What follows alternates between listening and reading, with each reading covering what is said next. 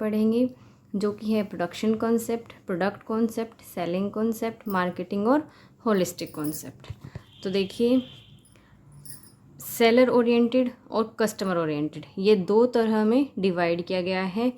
Seller oriented concepts कौन से रहेंगे? एक्सचेंज, प्रोडक्शन, प्रोडक्ट और सेलिंग कॉन्सेप्ट जो है वो सेलर ओरिएंटेड है, और मार्केटिंग और होलिस्टिक मार्केटिंग कॉन्सेप्ट जो है वो कस्टमर ओरिएंटेड है। सेलर ओरिएंटेड का क्या मतलब है कि इन कॉन्सेप्ट्स में सेलर को ध्यान में रखते हुए प्रोडक्ट को बनाया गया है और आगे सेल किया गया है, और कस्टमर ओरिएंटेड में इन कॉन्सेप्ट्स में कस्टमर को ध्यान में रखते हुए प्रोडक्ट को बनाया गया है और आगे सेल किया गया है। तो देखिए, एक्सचेंज कॉन्सेप्ट क्या होता है? एक्सचेंज सिर्फ एक सेंट्रल आइडिया है। उसमें क्या होगा, एक चीज़ लेंगे दूसरी चीज़ के बदले में। जैसे कि बार्टर सिस्टम पहले चला आता था, गेहूँ ले लिया चावल के बदले में, चना ले लिया गेहूँ के बदले में, तो वो एक्सचेंज कॉन्सेप्ट है। उस सेंट्रल आइडिया रहेगा exchange of product between seller and buyer. Product का एक्सचेंज होगा सेलर और बायर दोनों के बीच में। इसके बाद हमारा जो मेन फर्स्ट कॉन्सेप्ट आता है वो होता है प्रोडक्शन कॉन्सेप्ट। ओल्डेस्ट कॉन्सेप्ट भी इसको कहा जाता है, और सबसे पहले जो है कॉन्सेप्ट जो आएगा वो क्या रहेगा? Production concept. एक्सचेंज कॉन्सेप्ट आपको कोई कॉन्सेप्ट नहीं है, ये सिर्फ एक आइडिया है, सेंट्रल आइडिया। तो सेलर ओरिएंटेड कॉन्सेप्ट जो है वो 1900 से 1950 तक चले थे, और 1950 से लेकर आज तक कौन से कॉन्सेप्ट चले आ रहे हैं? Customer oriented concepts. तो देखिए, प्रोडक्शन कॉन्सेप्ट में क्या रहेगा? ओल्डेस्ट कॉन्सेप्ट है ये हमारा। Supply creates its own demand. इसके अकॉर्डिंग क्या कहा जाता है कि सप्लाई जो होगी अगर प्रोडक्ट की, वो अपने आप अपनी डिमांड क्रिएट कर लेगी मार्केट में। अगर प्रोडक्ट की हम सप्लाई मार्केट में बढ़ा देंगे तो उसकी डिमांड ऑटोमेटिकली बढ़ जाएगी। तो प्रोडक्शन कॉन्सेप्ट में किसके ऊपर फोकस किया जाता था? बल्क में प्रोडक्शन करो। अगर प्रोडक्शन होगा, मार्केट में प्रोडक्ट होगा, तो उसकी डिमांड अपने आप ही क्रिएट हो जाएगी। तो बल्क में प्रोडक्शन करने पर ही इस पर जोर दिया जाता था। तो यही तो क्या है? Production concept. इसको और हम पुश कॉन्सेप्ट भी कहते हैं, कि हम क्या कर रहे हैं? प्रोडक्ट को मार्केट में पुश करने का काम कर रहे हैं, तो इसे पुश कॉन्सेप्ट भी कहा जाता था। तो कंसंट्रेशन किसके ऊपर रहेगा? हाई प्रोडक्शन एफिशिएंसी, मतलब ज़्यादा से ज़्यादा प्रोडक्शन हम करेंगे। दूसरा किस पे रहेगा? लो कॉस्ट, क्योंकि प्रोडक्शन जितना ज़्यादा होएगा उसकी ऑटोमेटिकली जो पर यूनिट वैल्यू है वो क्या होती जाएगी? पर यूनिट कॉस्ट क्या होती जाएगी? अपने आप ही कम होती जाएगी। तो लो कॉस्ट पर रहेगा। और मास डिस्ट्रीब्यूशन, अगर प्रोडक्शन हाई हो रहा है तो डिस्ट्रीब्यूशन भी क्या रहेगा? हाई रहेगा। ज़्यादा से ज़्यादा हम क्या करेंगे? डिस्ट्रीब्यूशन करेंगे अपने प्रोडक्ट का। तो इस पर मेनली फोकस किस पर होता था? High production efficiency, low cost और मास डिस्ट्रीब्यूशन। इग्नोर किसको किया जाता था? Needs and wants of consumer. Consumer की नीड या वांट, वो किस तरह का प्रोडक्ट चाहता है, उसके ऊपर कोई भी ध्यान नहीं दिया जाता था। सेलर सिर्फ और सिर्फ बल्क में प्रोडक्शन, जो भी उसे लगेगा कि हाँ ये प्रोडक्ट मैं मार्केट में बेचूंगा और वो बिक जाएगा, तो सिर्फ बल्क में प्रोडक्शन पर ही ध्यान दिया जाता था। कस्टमर की नीड या वांट को इग्नोर किया जाता था। तो इसको हम और क्या कहते थे? पुश कॉन्सेप्ट भी कहते थे। ओल्डेस्ट कॉन्सेप्ट है ये हमारा। उसके बाद आया प्रोडक्ट कॉन्सेप्ट। अब इसमें किसके ऊपर फोकस किया जाएगा? नाम से ही पता चल रहा है, प्रोडक्ट की क्वालिटी के ऊपर फोकस किया जाएगा। इस कॉन्सेप्ट के अकॉर्डिंग प्रोडक्ट की क्वालिटी को सुपीरियर बनाने में और टाइम टू टाइम उसमें इम्प्रूवमेंट करने में ही फोकस किया जाता था। तो प्रोडक्ट कॉन्सेप्ट जो है वो प्रोडक्ट पर फोकस करेगा। प्रोडक्शन कॉन्सेप्ट नाम से ही पता चल रहा है प्रोडक्शन पर फोकस कर रहा था। तो देखिए, focus is on superior product. Product की क्वालिटी क्या रहेगी? सुपीरियर रहेगी। Timely improvement, time to time जैसे भी रिक्वायरमेंट उन्हें लगती है उसी के अकॉर्डिंग वो क्या करेंगे? इम्प्रूव करेंगे अपनी प्रोडक्ट की क्वालिटी में। R&O एंड इनोवेशन के अकॉर्डिंग। R&O क्या होता है? रिसर्च के अकॉर्डिंग। रिसर्च करेंगे अपनी टेक्नोलॉजी में और इनोवेशन करेंगे और उसके अकॉर्डिंग अपने प्रोडक्ट में इम्प्रूवमेंट करेंगे। इस कॉन्सेप्ट का मेन मोटो क्या था? Profit via product excellence. Profit तो हम कमाएंगे, क्योंकि प्रॉफिट के बेस पर ही तो सभी कंपनीज हो गए या बिजनेस ऑर्गेनाइजेशंस हो गए वो शुरू करते हैं। प्रॉफिट्स कमाने का तो ही मेन मोटो होता है। तो प्रॉफिट्स कमाएंगे वाया प्रोडक्ट एक्सीलेंस। बहुत अच्छा प्रोडक्ट मार्केट में प्रोवाइड करके हम क्या करेंगे? प्रॉफिट्स कमाएंगे। तो इसका मेन मोटो ये होता था। उसके बाद आया सेलिंग कॉन्सेप्ट। सेलिंग कॉन्सेप्ट भी कि बल्क में जो हमने प्रोडक्शन किया है हम उसको बल्क में सेल करेंगे, चाहे हमें एडवर्टाइजिंग के थ्रू करना पड़े, चाहे हमें डिस्काउंट के थ्रू करना पड़े, चाहे हमें हाउस टू हाउस जाकर मतलब डोर टू डोर सेलिंग करनी पड़े, किसी भी तरह से सिर्फ और सिर्फ किस पे फोकस रखेंगे, सेलिंग पर फोकस रखेंगे। तो profit via high power personal, कि हमारे पास ऐसे पर्सनल हैं जिनके थ्रू हम अपनी सेल बढ़ा सकते हैं और प्रॉफिट जो है वो कमा सकते हैं, हैवी एडवर्टाइजिंग के थ्रू या हैवी प्राइस डिस्काउंट देकर। Focus is on aggressive selling और प्रमोशन एफर्ट्स, क्योंकि सेलिंग ऐसे तो होगी नहीं ना कि बहुत ज़्यादा प्रमोशन करना पड़ेगा, तो फोकस सिर्फ 2 चीज़ों पर रहेगा, सेलिंग और प्रमोशन के ऊपर। अब इसका जो बज़वर्ड था वो क्या था, push the product somehow to the customer. Product को पुश करो किसी भी तरह से, चाहे वो आपकी बातों से इन्फ्लुएंस हो, चाहे वो आपके एडवर्टाइजिंग से इन्फ्लुएंस हो, प्रमोशन से इन्फ्लुएंस हो, किसी भी तरह से इन्फ्लुएंस हो के वो अपने प्रोडक्ट को खरीद लें। अब उसके बाद आता है मार्केटिंग कॉन्सेप्ट। मार्केटिंग कॉन्सेप्ट में सेलर जो है वो वह प्रोडक्ट नहीं बनाएगा जिसको वो बना सकता है, वो प्रोडक्ट बनाएगा जिसको कस्टमर लेना चाहते हैं। अब कस्टमर ओरिएंटेड कंसेप्ट जो है वो शुरू हो गए हैं। कस्टमर जो खरीदना चाहता है वही प्रोडक्ट जो है वो सेलर बनाना शुरू कर रहा है। Seller do not sell what they can sell. जो सेलर सेल कर सकता है वो नहीं सेल करेगा, but they make what they can sell. लेकिन वो वह प्रोडक्ट बनाएगा जो वो सेल कर सकते हैं या जो कस्टमर खरीदना चाहता है। अब फोकस किसके पर रहेगा, customer and his needs, customer और उसके नीड्स के ऊपर। कस्टमर क्या होना चाहिए, पूरी तरह से सेटिस्फाई होने चाहिए, कस्टमर सेटिस्फेक्शन पर फोकस रहेगा। Delivering value to the customer, customer जब उस प्रोडक्ट को यूज़ करे तो उसे लगे कि हाँ भाई जो मैंने प्रोडक्ट यूज़ किया है उसके बदले में जो प्राइस पे किया है वो क्या था, रीज़नेबल था। तो क्या हो रहा है, वैल्यू प्रोवाइड की जा रही है कस्टमर को। उसके बाद आएगा सेंस एंड रिस्पॉन्स, और वो क्या करे, रिस्पॉन्स करे हमारे प्रोडक्ट को लेकर के। तो मार्केटिंग कॉन्सेप्ट किसके ऊपर बेस्ड है, कस्टमर के ऊपर, कस्टमर को ध्यान में रखते हुए प्रोडक्ट को बनाया जा रहा है।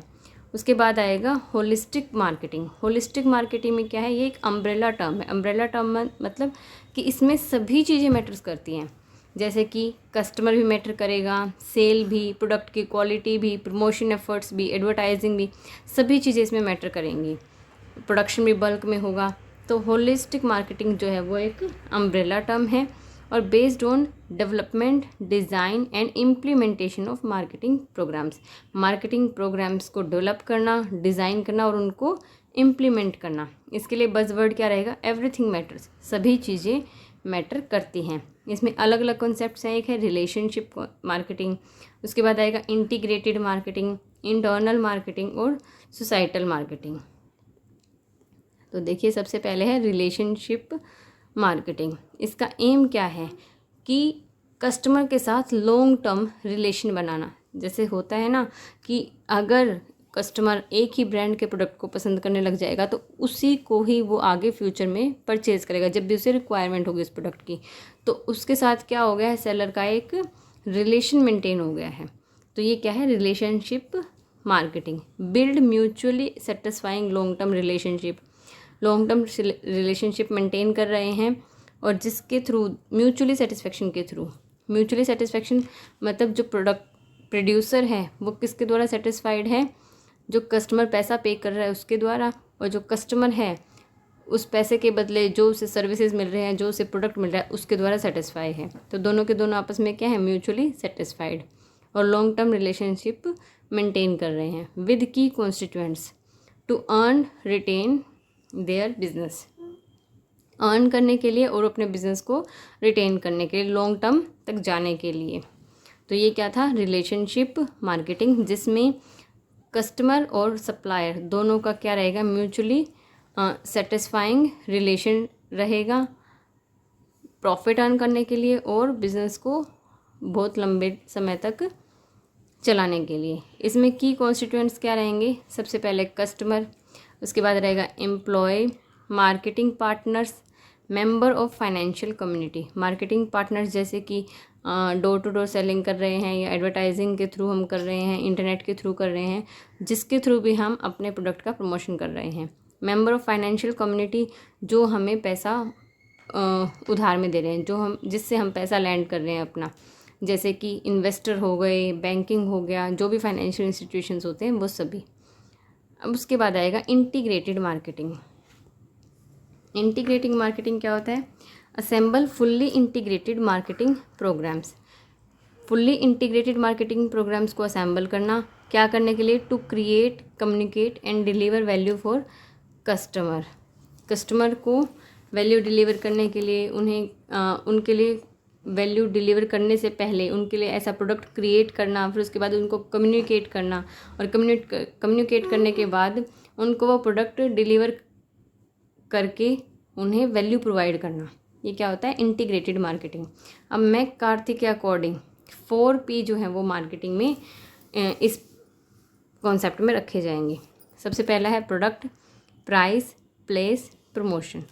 प्रोडक्ट मतलब प्रोडक्ट को हमने बनाया है, उसका क्या प्राइस रहेगा, हम कौन सी जगह पर उसको डिस्ट्रीब्यूट करेंगे, और उसका किस तरह से प्रमोशन किया जाएगा। ये तो था सेलर के व्यू से। सेलर के व्यू से मैक कार्थी के अकॉर्डिंग 4Ps होने चाहिए मार्केटिंग के: product, place, price and promotion. और बायर्स के व्यू से क्या होगा? सिवा क्या होता है? SIVA, S for solution, I stand for information, V for value and A for access. अब ये दोनों एक दूसरे से किस तरह से इंटर रिलेटेड हैं? तो देखिए, कस्टमर का क्या रहता है? सॉल्यूशन। कस्टमर क्या चाहता है? सॉल्यूशन चाहता है। जो भी उसके पास प्रॉब्लम है, जो भी वो प्रोडक्ट चाहता है, तो उसके लिए सॉल्यूशन उसको कहाँ से मिलेगा? सेलर क्या देगा उसको? उसके बदले में प्रोडक्ट देगा। अब कस्टमर के लिए क्या क्वेश्चन है? How can I solve my problem? मैं अपनी प्रॉब्लम को कैसे सॉल्व कर सकता हूँ? तो सेलर क्या प्रोवाइड करेगा? उसे प्रोडक्ट प्रोवाइड करेगा। उसके बाद है इन्फॉर्मेशन। अब कस्टमर के पास उस प्रोडक्ट की इन्फॉर्मेशन कैसे आएगी? Where can I learn more about it? कि सेलर क्या बता रहा है कि भाई प्रमोशन के थ्रू हम क्या करेंगे? एडवर्टाइजिंग करेंगे, जिसके थ्रू आपके पास इन्फॉर्मेशन आएगी। तो इन्फॉर्मेशन वाला जो क्राइटेरिया वो किसके थ्रू ख़त्म होएगा? प्रमोशन के थ्रू। उसके बाद है value. What is my total sacrifice to get it? भाई मुझे कितना सेक्रीफाइस करना पड़ेगा उस प्रोडक्ट को पाने के लिए? तो सेलर क्या बताएगा उसको? प्राइस। एक्सेस, कहाँ से वो एक्सेस कर सकता है उस प्रोडक्ट को, कहाँ से वो ले सकता है?